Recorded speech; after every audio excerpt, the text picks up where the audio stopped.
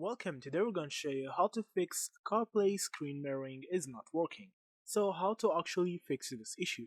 So the first problem that you will have to fix is that you connect the phone correctly to your CarPlay.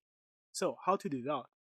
The first time that you want to connect your phone to your CarPlay, you need to use a USB cable. Try to do that even if your CarPlay supports wireless connection.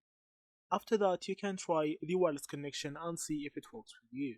After that, the next thing that you need to make sure of is that you turn on your Wi-Fi connection and your Bluetooth in your device. Make sure that you do not use airplane mode in any time. After that, you can try to go to the general settings I'll see from here, and then you need to go to CarPlay settings. So from the CarPlay settings, now you need to try to find your car. So if you don't find your car in the paired cars I'll see from here, you need to try to pair it so you can see it in the other cars section. If none of this actually works with you, you can try to reset the CarPlay.